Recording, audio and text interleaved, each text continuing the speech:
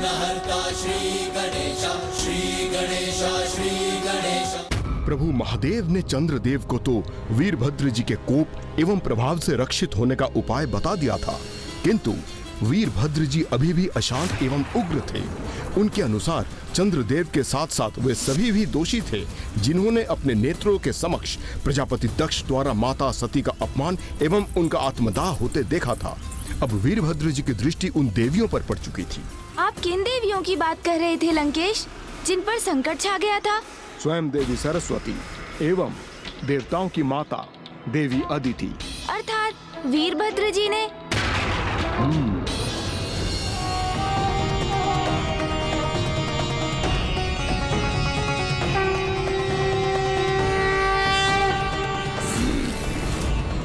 ये वीणा की ध्वनि कहाँ से आ रही है?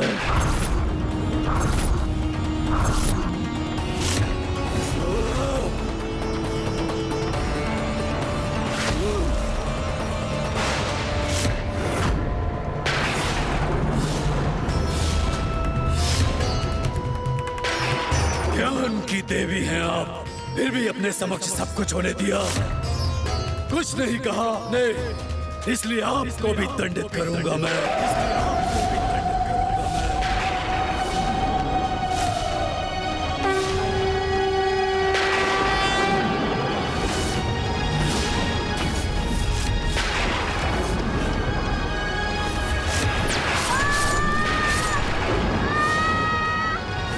इस प्रकार जिसने भी दक्ष प्रजापति के उस अन्याय का विरोध नहीं किया, शांत रहकर उन्हें मूक समर्थन प्रदान किया, वो सभी भी दंड के भागी बने।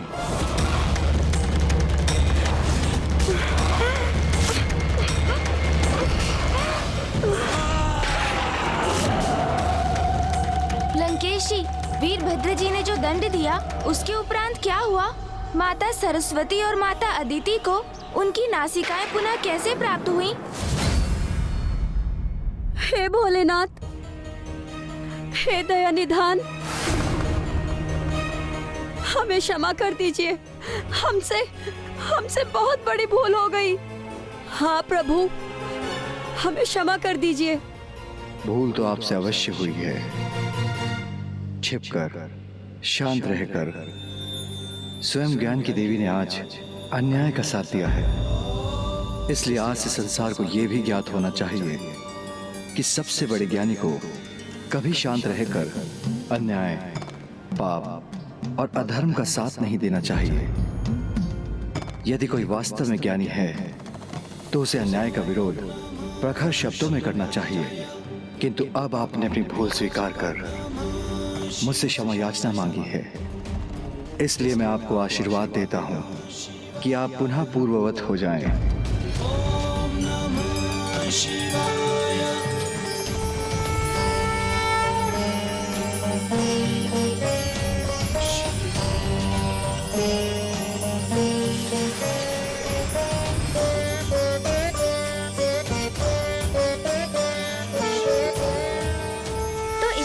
प्रभु महादेव ने माता सरस्वती एवं माता अदिति को क्षमा प्रदान कर उन्हें दोष मुक्त कर दिया। किंतु लंकेश, फिर चंद्रदेव का क्या हुआ? वो तो अभी भी वीरभद्र जी के प्रहार प्रभाव के दोष से जूझ रहे थे ना, और इसी कारण वो लुप्त होने की स्थिति में भी पहुंच चुके थे। किंतु क्या उन्होंने महादेव के सुझाव अनुसार स्वयं को रक्षित करने के लिए पीपल वृक्ष की प्रदक्षिणा पूर्ण कर ली लंकेश? अभी तक नहीं गौरी नंदन, क्योंकि जब तक उनकी प्रदक्षिणा पूर्ण होती, सूर्य देव की किरणों ने धरती को छू लिया था। अर्थात दिवस के आरंभ होने के कारण चंद्रदेव के पास अब समय समाप्त हो चुका था। हे वृक्षों में श्रेष्ठ, हे महान दिव्य वृक्ष, मुझे आशीष देकर पुनः मेरे पूर्ण स्वरूप को प्रदान करने की कृपा करें। क्या आपकी प्रदक्षिणा करने में मुझसे कोई त्रुटि हो गई प्रभु? आप मुझे आशीष क्यों नहीं दे रहे?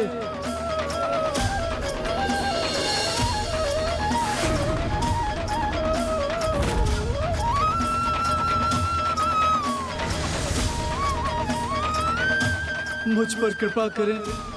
यदि आज आपका आशीष पाने के पूर्व तिथि परिवर्तित हो गई तो मैं कदापि अपना पूर्ण स्वरूप प्राप्त नहीं कर पाऊंगा प्रभु, और संसार में रात्रि काल में सदा के लिए अमावस्या का अंधकार स्थापित हो जाएगा प्रभु। कृपा कीजिए प्रभु, रक्षा कीजिए प्रभु, आशीष दीजिए प्रभु, आशीष दीजिए।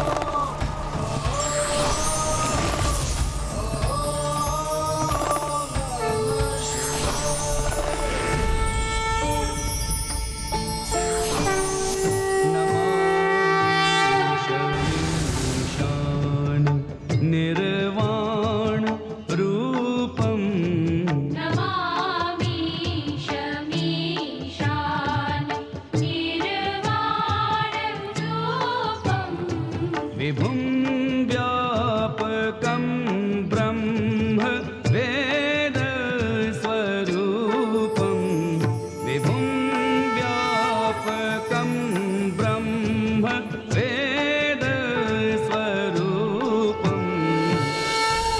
इसी प्रकार सूर्यदेव के साथ तिथि परिवर्तित होने के कुछ ही क्षणों के पूर्व चंद्रदेव एवं चंद्रमा ने अपना पूर्ण स्वरूप पुनः प्राप्त कर लिया। तो अब मुझे स्पष्ट हुआ कि चंद्रदेव अर्थात सोमदेव को जिस अमावस्या की रात्रि में पीपल वृक्ष को आशीष प्राप्त हुआ, उसी विशेष तिथि को सोमवती अमावस्या भी कहते हैं। और तभी से इस अमावस्या की तिथि पर जो भी कोई पीपल वृक्ष के नीचे दीपक प्रज्वलित कर उनकी 108 प्रदक्षिणा करता है, उसे दिव्य पीपल वृक्ष की कृपा से किसी भी घातक रोग, अकाल मृत्यु योग, शनि दशा और किसी भी प्रकार की अन्य अपूर्णता से मुक्ति प्राप्त होती है। इसलिए सोमवती अमावस्या का सर्वाधिक महत्व है। ये तो मेरे प्रभु शिव शंकर शंभू के कृपा करने का परिणाम है गौरी पुत्र, जिन्होंने चंद्रदेव और देवी सरस्वती को क्षमा कर दिया और उन्हें आशीष दिया, और उसके उपरांत उन्होंने सभी को आशीर्वाद देकर क्षमा कर दिया जो उस दुर्भाग्यपूर्ण घटना के कारण प्रभु कोप के भागी बने थे। इसी क्रम में दक्ष प्रजापति को भी प्रभु की कृपा स्वरूप अज का शीश प्राप्त हुआ था।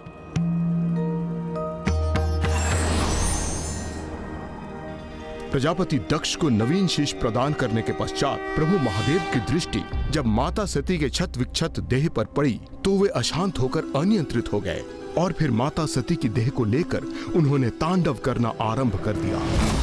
उनका क्षोभ, देवी सती के लिए उनका अटूट प्रेम वर्तमान परिस्थितियों में सृष्टि पर क्रोध का ज्वालामुखी बनकर टूट रहा था।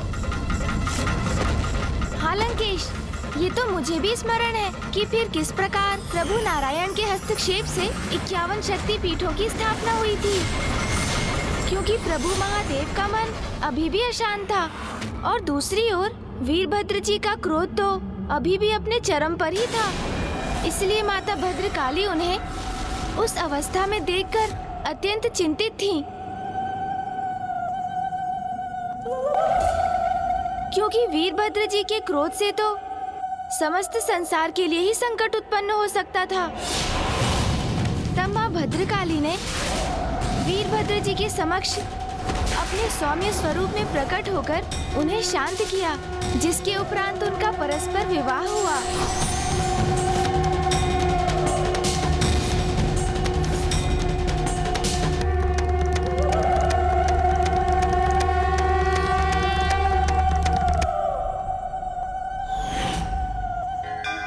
मेरे प्रभु महादेव की प्रत्येक लीला अद्भुत है। उन्होंने प्रत्येक अवतार से सृष्टि को एक उपदेश भी दिया है। आपने सर्वथा उचित कहा था लंकेश। चंद्रदेव और माता सरस्वती के उदाहरण से वीरभद्र जी ने संसार को एक बहुत बड़ी सीख देकर जीवन का एक नवीन सूत्र स्थापित किया कि ज्ञानी एवं बलशाली का अन्याय और अधर्म को देखकर शांत रहना सर्वथा अनुचित है, अधर्म है। ऐसे ही हैं मेरे प्रभु। त्रयंबकम सदा शिवम नमामि हे उमापति जय नीलकंठ जय अनंत नमोस्तुते नमोस्तुते। हो भोलेनाथ भक्तों के हो कष्ट से निवारते, ये सृष्टि सारी संकटों से शिव ही है उबारते।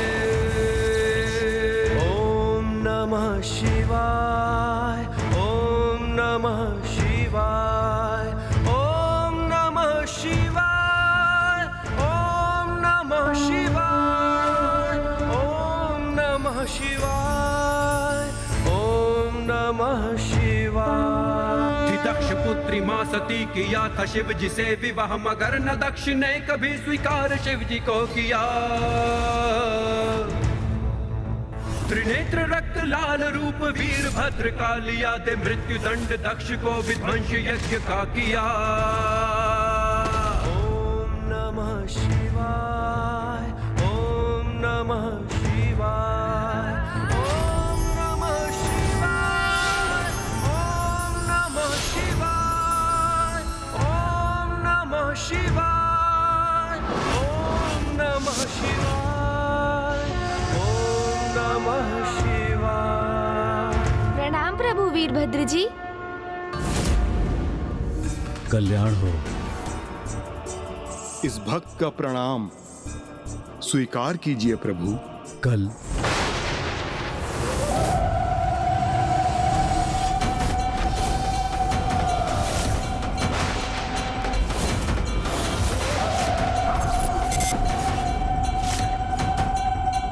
लंकेश, प्रभु शिव का आत्मलिंग तुम्हारे हाथ में क्यों है?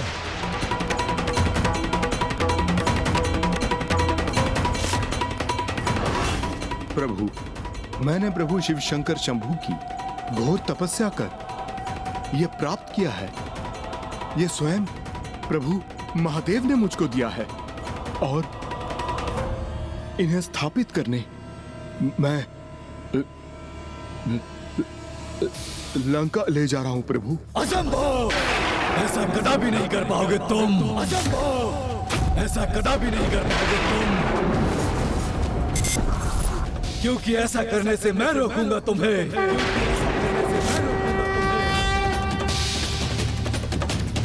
प्रभु,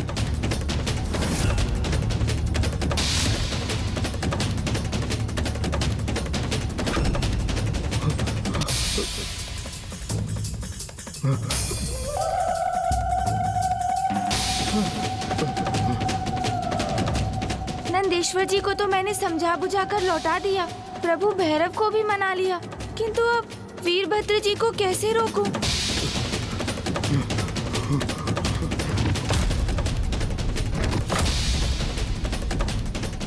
अब क्या होगा? कहीं प्रभु वीरभद्र जी लंकेश को आहत ना कर दे। नहीं, मुझे इन्हें ऐसा करने से रोकना ही होगा।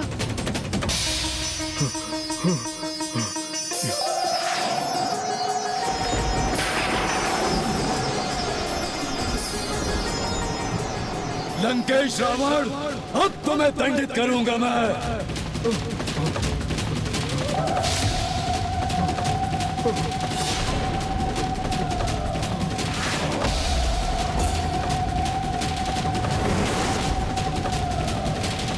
अब मैं अपनी रक्षा कैसे करूं? नहीं, वीरभद्र जी का प्रहार तो लंकेश का अंत कर देगा, जो अत्यंत अनर्थकारी होगा।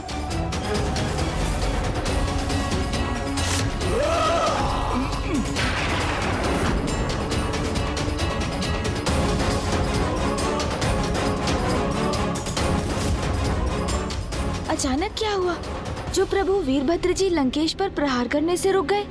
कारण जो भी हो, उनका इस प्रकार रुकना तो उचित ही है।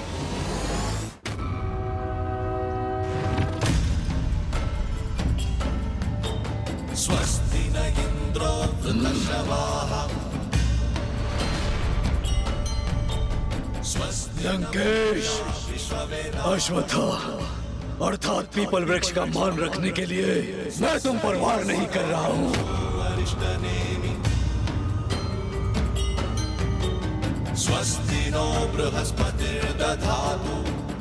किंतु यदि तुम पीपल वृक्ष की शरण में न पहुंचे होते तो आज यमराज से तुम्हारी भेंट अवश्य होती। ये तो मेरा सौभाग्य है जो मैं पीछे हट गया और पीपल वृक्ष की शरण में पहुंचकर इनसे सुरक्षित हो गया।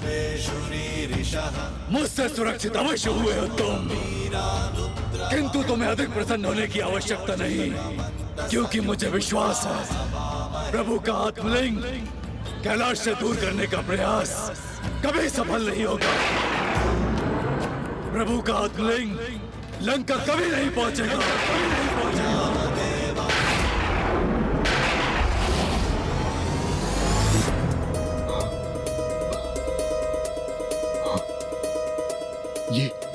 ये क्या कहा प्रभु वीरभद्र जी ने?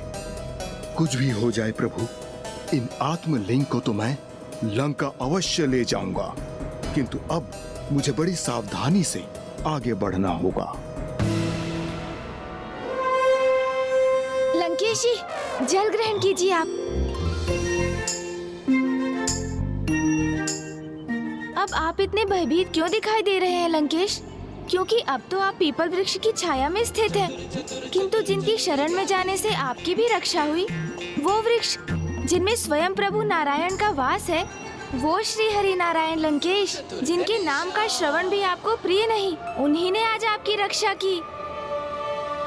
कदाचित अश्वत्थ वृक्ष को लेकर आपका ज्ञान अभी अधूरा है गौरीपुत्र, क्योंकि इसमें मात्र नारायण ही नहीं, अपितु मेरे प्रभु शिव शंकर शंभू के साथ समस्त देवताओं का भी वास है। इनकी जड़ों में ब्रह्मदेव, तने में विष्णुदेव और इनके सबसे ऊपरी भाग में अर्थात इनकी शाखाओं और पत्रों में मेरे प्रभु शिव शंकर शंभू का वास है। और त्रिदेव के साथ पीपल वृक्ष के फलों में अष्टदिक्पाल एवं यमराज, देवी लक्ष्मी, देवी सरस्वती और 9 दुर्गा देवियों का भी वास है।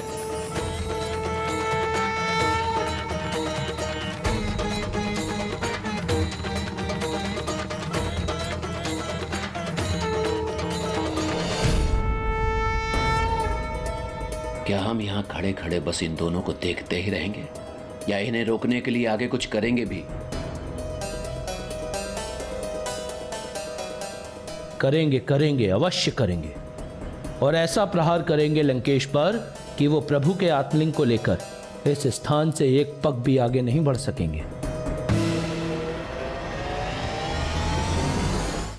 पीपल वृक्ष की पूजा करने से समस्त देवी देवताओं की पूजा संपन्न हो जाती है।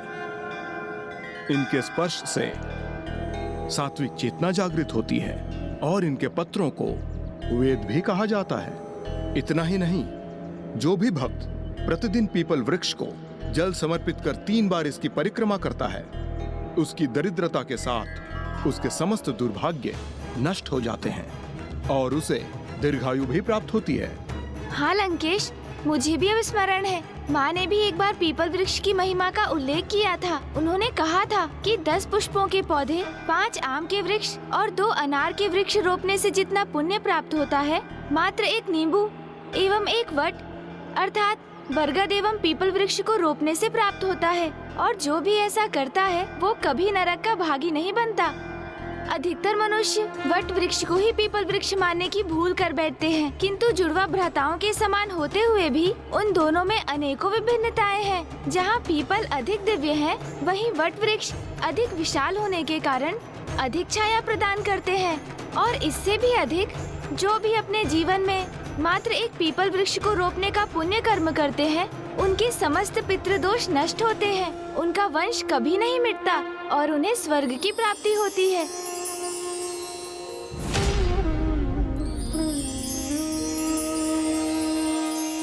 अश्वत्थ सुमहाभाग सुभग प्रियदर्शन इष्ट कामाक्ष मे देहि शत्रुभ्यस्तु पराभवम् आयुः प्रजां धनं धान्यं सौभाग्यं सर्वसम्पदम् देहि देवी महावृक्ष त्वामहं शरणं गतः। हे पीपल वृक्ष और इनमें स्थित समस्त देवी देवतागण, कृपया कर मुझे आशीष दीजिए कि मैं लंकेश रावण को प्रभु के आत्मलिंग को लंका ले जाने से रोकने का कार्य सफलतापूर्वक संपन्न कर सकूं।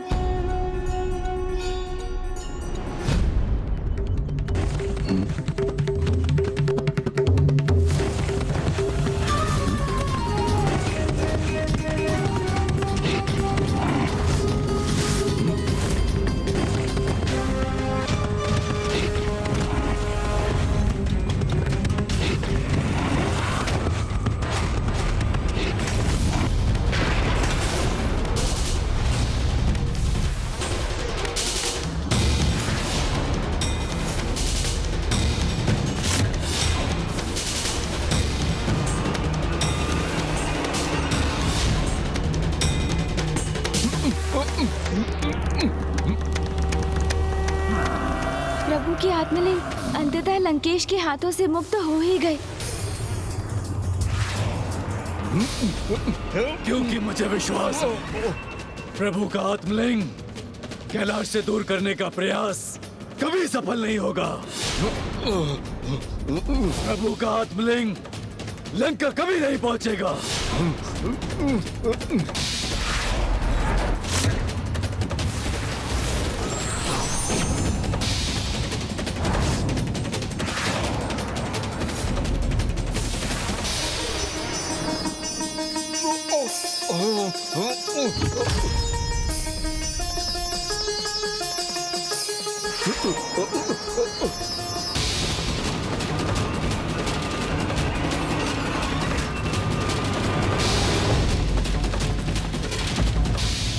हर कार्य में हमारा प्रयास उसी कोमल रस्सी की भांति होना चाहिए जो बार बार शिला पर घिसकर उसे अंततः काट देती है।